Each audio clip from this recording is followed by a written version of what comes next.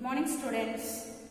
In previous class we finished the question and answers of adaptation in animals third lesson.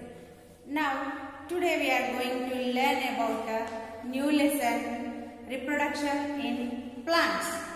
Okay, reproduction in plants. So here you have to know one thing, all the human beings almost are like plants.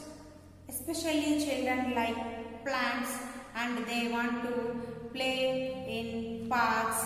Do you like to play in the garden? Yes, almost all children like to play in the garden, and we like to see the blooming flowers and fruits, colorful flowers, colorful fruits, all we like. Whenever we see most of the flowers in some place, we stare at some time there and we see that one, we stare. Okay, so like that, so we have to know something about plants, how they reproduce. If such plants die, what about the new plants? Means here plants also reproduce. Plants also produce some new plants from the parts of their body, just like roots, stem and leaves. With seeds also the plants grow. That you know, but other parts of the plants also reproduce. Example, roots, stem, leaves. Here we have given about different topics. What are the uses of the plants? First of all, we have to discuss here. Uses of plants. They are giving us food. They are giving us medicine. They are giving us clothes. They are giving us medicines, and they are providing shelter to some organisms. They are providing us wood for furniture. Everything. Without plants, we can't survive our life. And here one more thing, oxygen, much more important element in the world is oxygen. This oxygen is compulsory for any organism. Without oxygen we can't live, we can't survive our life. So oxygen is provided by plants. Plants preparing food materials. During the process of this photosynthesis, they are producing oxygen gas. So this gas is important for life. Without oxygen there is no life. So we can say that plants are most important for all organisms. Okay, now today we are going to learn about the reproduction. So reproduction in plants. Here we have to know one thing. Reproduction is of different types in plants. So first of all we have given types here. Reproduction through spores. Spores means small, just like powder-like projections. So that powder-like projections we see. So here, example, non-flowering plants just like fern, mushrooms, molds reproduce through spores. Fern, molds, mushrooms reproduce through spores. Here in your book it is given fern plant. This is the fern plant and it reproduces through spores. So small dot-like structures. Next, mushrooms. You know about mushrooms. Just like umbrella-like growth in rainy season on the garbage and on wooden pieces. Okay. Next, molds, bread molds. Bread molds means this also you know. So in on the bread slice you can observe sometimes greyish color growth, that are called what? Molds, bread molds. These are the non-flowering plants. They produce what? Spores, dot-like structures. So that are molds, mushrooms, ferns reproduce through spores. Example, these are the non-flowering plants. Non-flowering plants reproduce through spores. Non-flowering plants reproduce through spores. Example, what are the examples here? Molds, mushrooms and fern. Molds, mushrooms and fern. Okay, again here these plants when there is wet. When there is wet means here we can say that they are covered by the what thick protective coats, withstand extreme weather conditions. They need water. Some rainy season is mostly important. Otherwise, wet condition is important.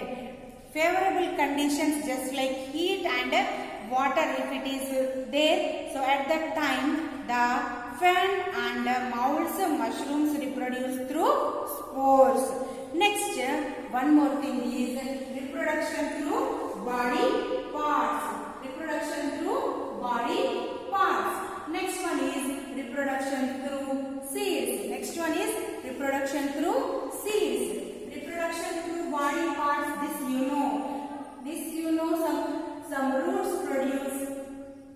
reproduce. Some stems also reproduce. Some leaves also reproduce. These are the vegetative parts of the plant. These are the vegetative parts of the plant. Vegetative parts they reproduce through vegetative parts. That's why this is called as vegetative propagation. This is called as vegetative propagation. These are the vegetables. No? Some roots we eat, some stems we eat, some leaves we eat. So we can say these are the vegetables. So vegetative parts of the plants. So we can say that here vegetative propagation. The vegetative parts of the plants reproduce. So that's why this is called as vegetative propagation. So here vegetative propagation means some plants reproduce through roots, some plants reproduce through stems, some plants reproduce through leaves. Here we have learned today two topics: propagation through roots. Propagation means growing new plants, giving new plants through the parts of the body of the plant. Here through roots, especially here example sweet potato, carrot, radish have swollen roots. Sweet potato, carrot, radish have swollen roots. So here these are also called as tubers. These are also called as tubers. Tubers means tube, just like tube they are fleshy. They stored food in them. Carrot, sweet potato and radish stored food in them. Okay, they are roots. So through roots they reproduce. So that's why this is called as propagation through roots. Some plants just like the curry leaves, under the curry leaf plants, some new plants also arise from the roots. New plants arise from the roots of the curry leaf plants. This is also propagation through roots. Here we have given one experiment, propagation through roots. About one experiment is there. That experiment today we are going to learn. Here this is the experiment, propagation through roots. So first of all, for this you have to take one sweet potato. One sweet potato, 1 glass of water. So for this you have to fill the glass with water. Okay, almost 3/4 you have to take water in the glass. Next, take one sweet potato, big sweet potato, and pierce 4 sticks at 4 sides, just like this. Pierce 4 sticks, 4 sides, just like this, and keep in the window. Okay, keep in the window for sunlight. Why we have to keep in the window? Because of to get sunlight to the potato. Okay, to get sunlight to the sweet potato. For this you have to need what? 1 glass of water. Next, 1 sweet potato, big sweet potato. You have to pierce 4 sticks, 4 sides to the sweet potato and insert it into the glass and keep in the window. And 4-5 days you have to observe. After some days you can observe some little bit bud-like growth on that, and then that may grow into the plant. So you can understand that new plants grow from roots.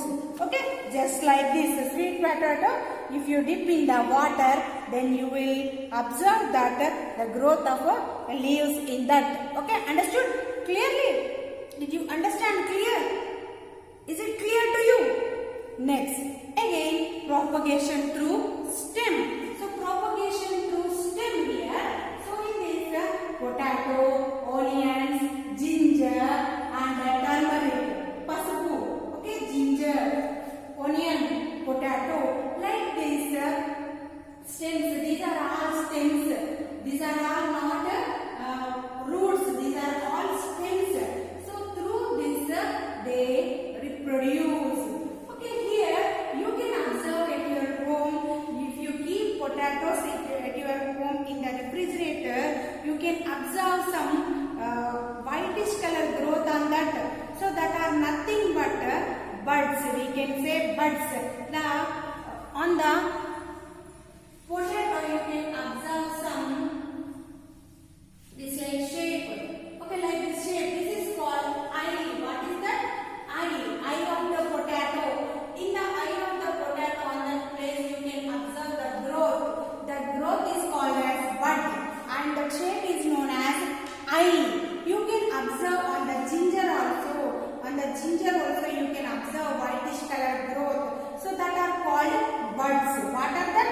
The projections called buds. What are that projections? Buds. So the lower portion of the potato is called as eye, and the growth on that bud-like projection is called as bud.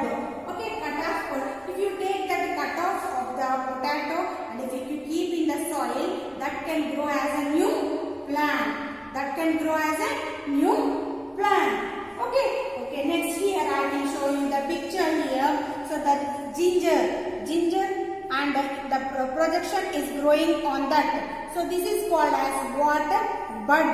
Okay, and if you keep this area in the soil, that may grow as a new plant. That may grow as new plant. And the next onion. Onion also, if you take the cut portion of an onion and if you keep in the soil, that grow as a new plant. Okay, that also grow as a new plant. Next, as well as roots of the node onwards, that may grow as a new plant. Okay, again see the grass. You can see in our school ground, if you observe a grass layer, so the grass of that root area, the stem area, when it touches the ground, at that place again new roots arise and that may spread on the ground. So that is called as runner.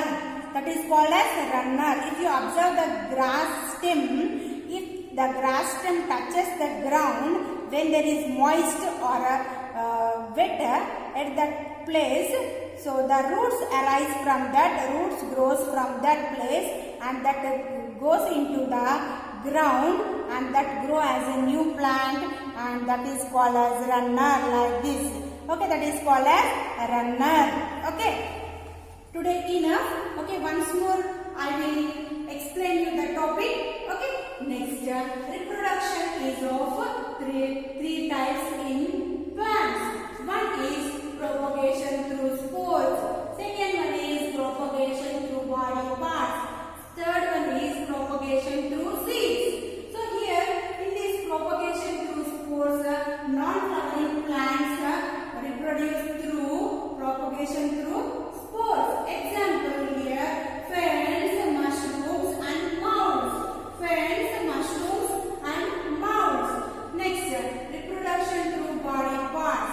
Body parts means here in the plants, roots and stems, leaves are the body parts of the plant. So here roots, stems and leaves are the vegetative parts of the plants. So that's why it is called as vegetative propagation. So in this vegetative propagation,